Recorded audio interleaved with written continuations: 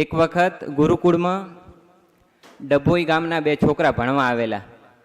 પછી શરૂઆતમાં છોકરાઓ બધા ભણતા હોય એટલે સ્વામી બધાય છોકરાઓને વર્તમાન ધરાવીને કંઠી પહેરાવે. એવી રીતના ડભોઈના બે છોકરા હતા, એને બે સગા ભાઈઓ હતા. એને સ્વામીજીએ કંઠી બાંધી. પછી ફોનમાં વાત કરીને એની મમ્મીથી છોકરાઓએ વાત કરી કે અમે કંઠી બાંધી.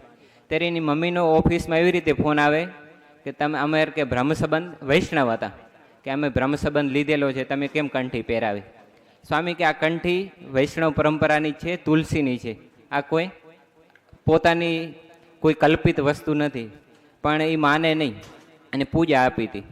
તો આવી રીતે એ બહુ આનાકાની કરે કે મારા છોકરાઓને તમારે કંઠી પહેરાવાની નહીં. ને ફોન આવે ને એની મમ્મી રડે ને છોકરાઓ રડ્યા કરે. થોડાક દિવસ આવી રીતે ચાલ્યું.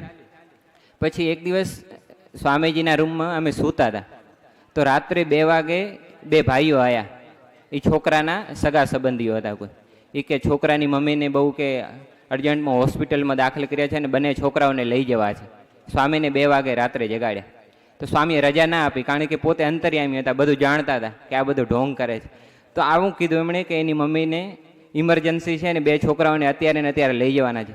સ્વામી કે ભાગી જાઓ, કે અહીંયાથી અમારો આપવાનો કાયદો નહીં. આવું કીધું. એને બે જણ જે લેવા આવ્યા હતા એને કાઢી મૂક્યા. પછી બીજા દિવસે સવારે 10 વાગે એની મમ્મી લેવા આવી. ત્યારે સ્વામીએ રજા આપી બંને છોકરાઓને. પછી થોડો સમય થયો, જન્માષ્ટમીનું વેકેશન પડ્યું, અને વેકેશન જ્યારે પૂરું થયું ત્યારે હું તો સાદા કપડામાં હતો. ત્યારે એની મમ્મી બંને છોકરાઓને મૂકવા આવી અને એક ચિઠ્ઠી હતી એની પાસે. એ ચિઠ્ઠી પણ મોકલાવી.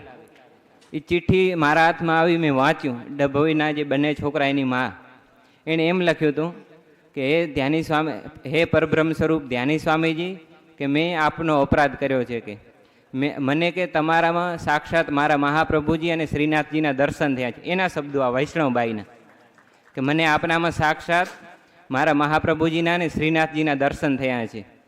હવે કે હું મારા 2 બાળકો આપને સોંપતી નથી, કે 2 જીવો આપના શરણમાં સોંપું છું, એનું તમે કે કલ્યાણ કરજો. આવી રીતે જે આનાકાની કરતી હતી, ઝઘડા કરતી હતી, અને રાત્રે પોતાના છોકરાઓને લેવા માટે જે 2 ભાઈઓ મોકલ્યા હતા. પણ સમય જતાં એને જે સ્વામીજીની દિવ્યતાની ખબર પડી, તો એણે આવી રીતે અપરાધની માફી માંગી. અને એમ ચિઠ્ઠીમાં એણે પોતે જેમ એણે લખ્યું હતું એ જ શબ્દો મેં તમને કીધા, કે હે પરબ્રહ્મ સ્વરૂપ ધ્યાની સ્વામીજી, મારાથી અપરાધ થયો છે. આપનામાં મને મારા મહાપ્રભુજીના અને શ્રીનાથજીના દર્શન થયા છે, કે અને હવે હું આ મારા 2 બાળકો આપને નથી આપતી, કે હવે હું 2 જીવ આપને સોંપું છું, એનું તમે કે મોક્ષ કરજો. આવી રીતે એણે ચિઠ્ઠીમાં લખ્યું.